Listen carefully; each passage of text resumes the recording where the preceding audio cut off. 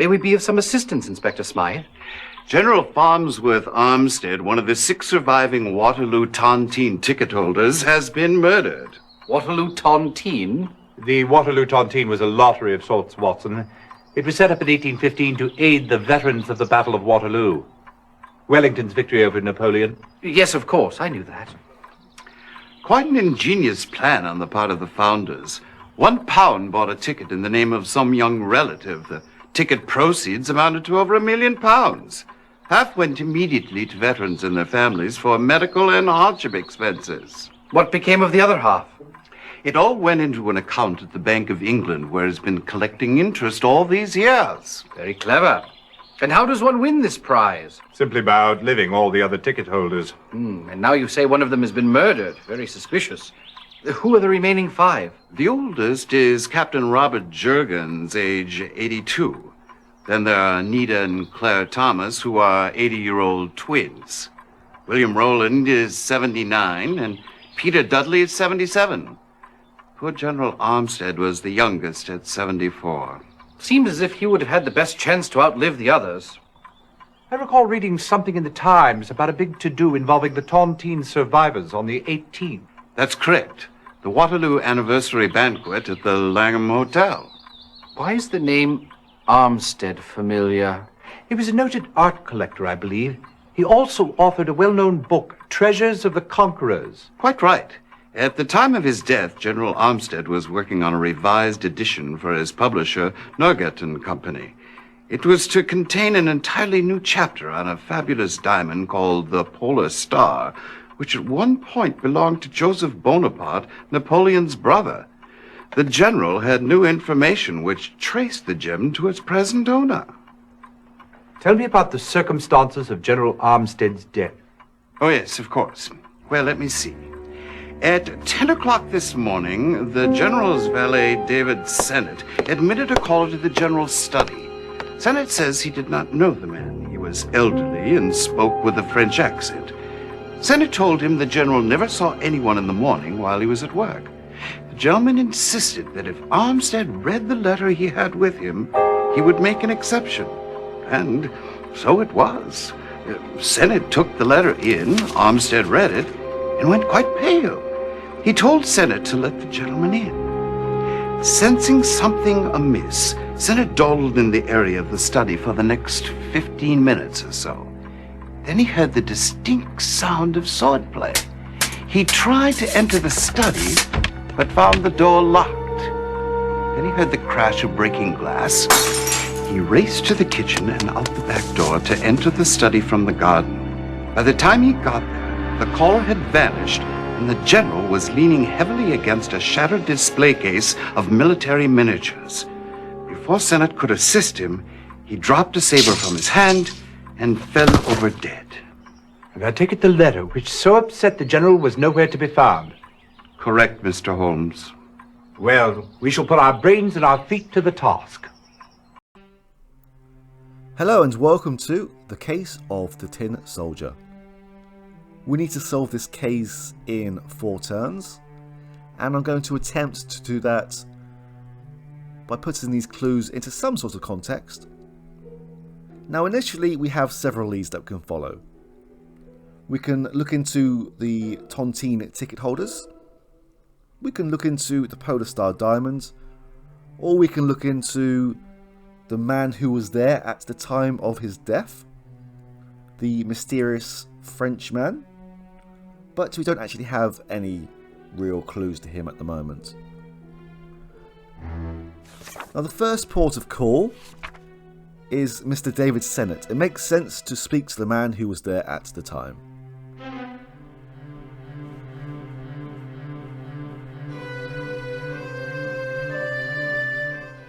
I found the general leaning over the display case. He had his saber in hand, the one that usually resides above the fireplace. I understand he was a collector of military figures. Yes, the display in the study shows the last great British charge that swept the French from Waterloo. Is there any significance to the fact that the figure of Napoleon is facing backward? How strange. Perhaps I should go and set it straight. No, don't touch it. Not until the police have concluded their investigation. Oh, yes, yes, of course, of course. I also noticed the portrait over the display case. The late Mrs. Armstead. Do I detect a note of hostility?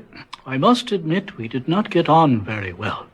But I might say that Mrs. Armstead did not get on very well with anyone, including the General. You mean they didn't marry for love? Hardly.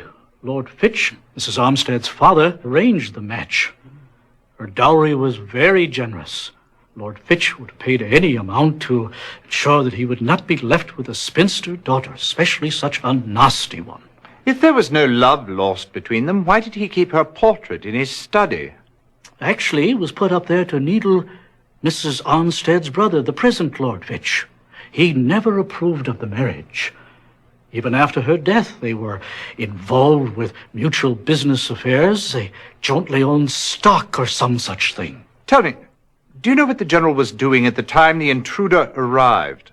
Yes, he was working on the new section of his book, the part that concerns the gem, the Polar Star. It was very interesting, really. It traces the ownership of the gem to the brother of Napoleon, to the Russian Count Rostov. Unfortunately, the gem was stolen from the Count 3 years ago. As a matter of fact, the General just received a letter from a Pierre Montan, who said that he was willing to divulge the name of the present owner of the gem for the agreed-upon fee. Do you know where Mr. Montan might be found?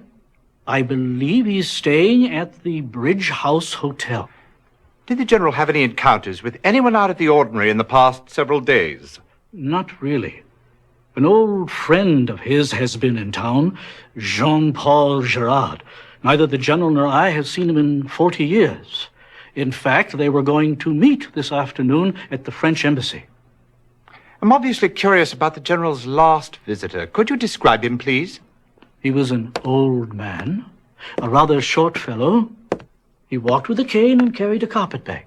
Did he give a name? No. He simply wanted to see the General, and he handed me a letter to take in to him. Did you read it? No. It was in an envelope, rather yellowed with age, though I noticed it was addressed in a graceful hand to Captain Armstead, 12th Hussars, the General's old regiment. When the General read it, he went very pale. Then he asked me to admit the gentleman. Tell me, when you finally got into the room from the garden, were the study doors still locked? Yes. I noticed that there is an 8-foot fence surrounding the garden, and that the only way into the garden or out of it is through the kitchen door or the study. How terribly observant, Holmes.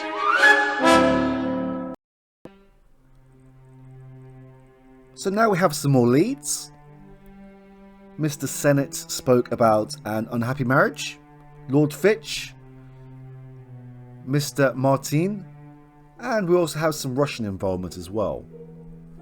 But Holmes did make a fairly throwaway comment about the Napoleon figure. And the Tontine ticket holders has links to Waterloo, and the Polar Star Diamond has links to Napoleon as well.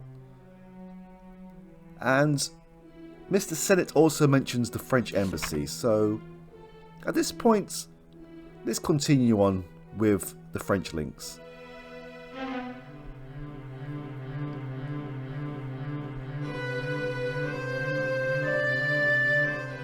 Farney and I spent over a year quartered together in France in War College.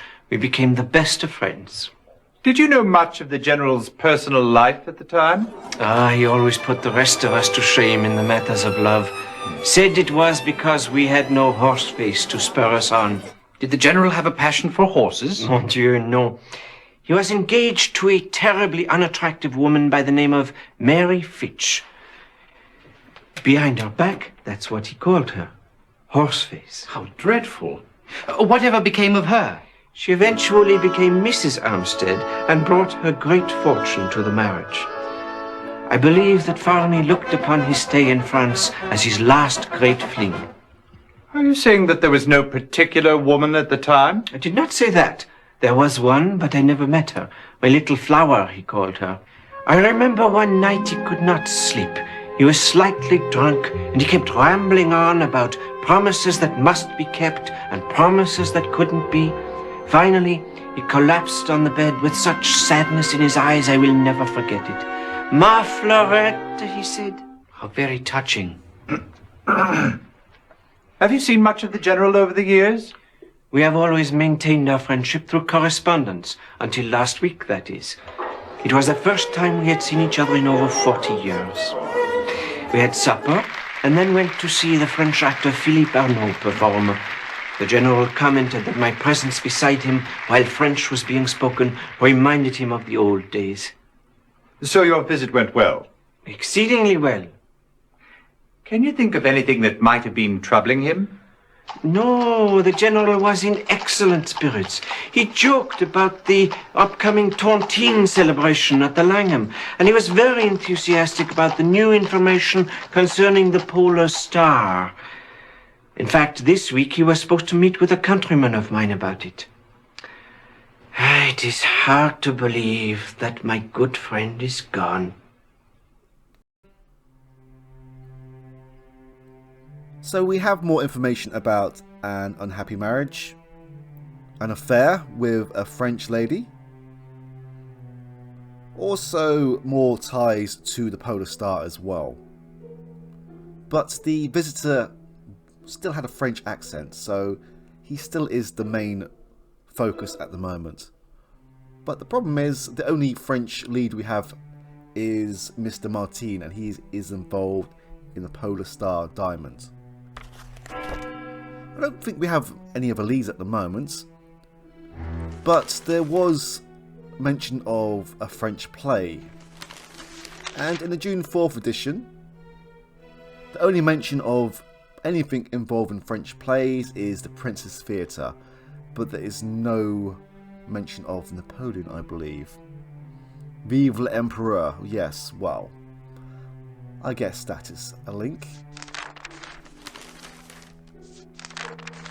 So we're still going to follow the French connection and visit the Princess Theatre.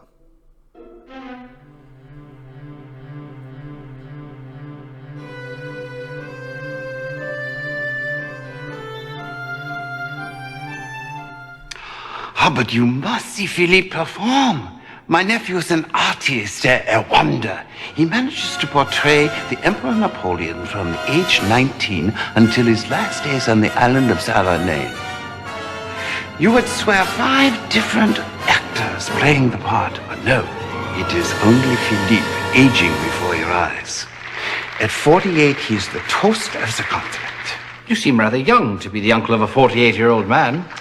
I am but 8 years older than Philippe, though I can assure you I am his uncle. You might say that our family has a history of late arrivals. Philippe's father was 25 years older than myself, and Philippe's poor sister was 15 years older than he. Why do you say poor? She died many years ago under tragic circumstances. In fact, her mother was so upset over her daughter's death that she was put into an asylum. We received word yesterday from the asylum that she had also passed away. It upset Philippe very much, resurrecting old ghosts, as you might say. But we have been playing for enthusiastic audiences for several weeks. As we say in the business, the show must go on.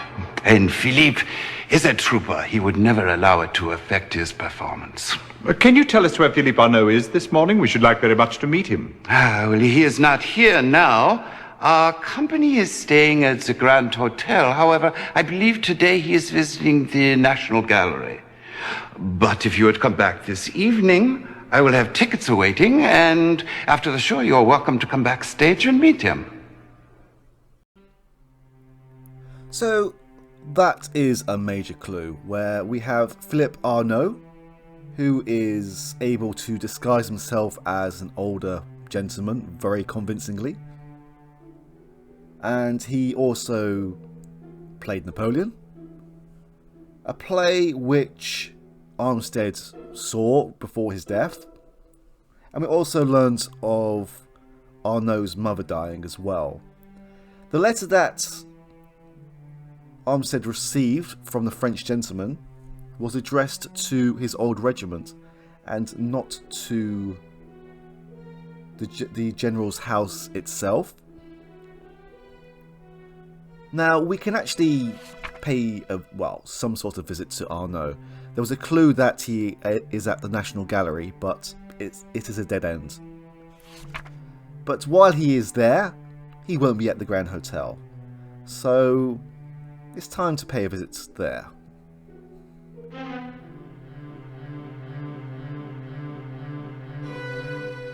How fortunate that Inspector Lestrade authorized the hotel manager to allow us to search Philippe Arnaud's room. Perhaps we can return the favor and solve a case for him someday.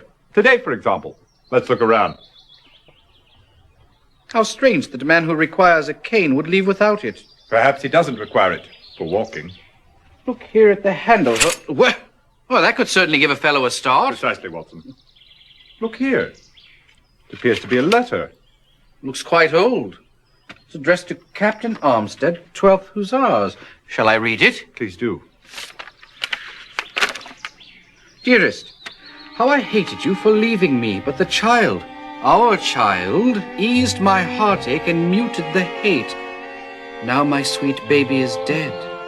How cruel that the innocent must suffer for the sins of others. Now I have nothing. Now I am nothing. I cannot bear the pain. Goodbye, I love you still, Fleurette. How tragic. Why, perhaps this is the very letter that the General read. Good thinking, Watson.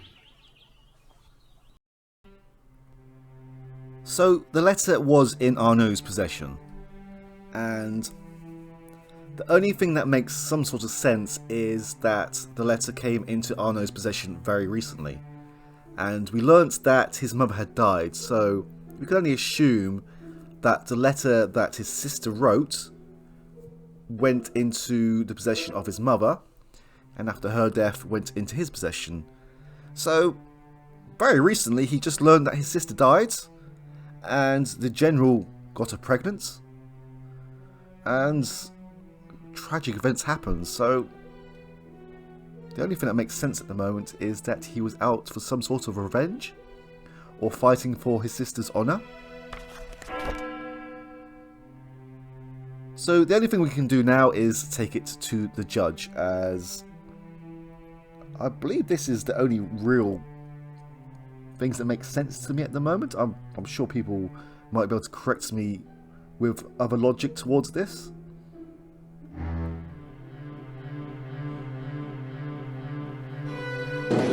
Hear ye, hear ye. The Queen's Court now stands in order. I see we have the pleasure of your company, Mr. Holmes. I understand you've been investigating the murder of General Farnsworth Armstead. That's correct, my lord, and I believe I have solved the case. Do you now? Well then, tell me, who murdered the General? A brilliantly logical deduction, Mr. Holmes. Thank you, my lord. Now tell us, why was the General killed? Yeah, these are definitely leads that could have been viable. Now, tell me, gentlemen, what was the General trying to say when he turned round the figure of Napoleon?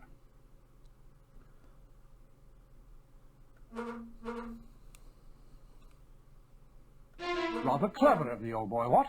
Indubitably. A man who keeps his wits about him to the last has my undying admiration.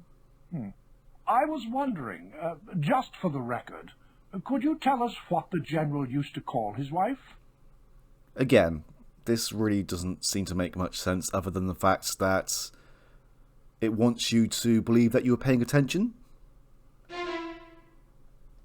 That is extraordinary sleuthing. Why, I do believe you may have matched Mr. Sherlock Holmes' solution. A remarkable feat indeed. Absolutely perfect. I'm quite sure we could not have done any better. And there we go. I tried to put it as logically as I could, but we got there in the end, I suppose. Anyway, next up will be the mystified murderess. Thank you for watching. Take care. Bye-bye.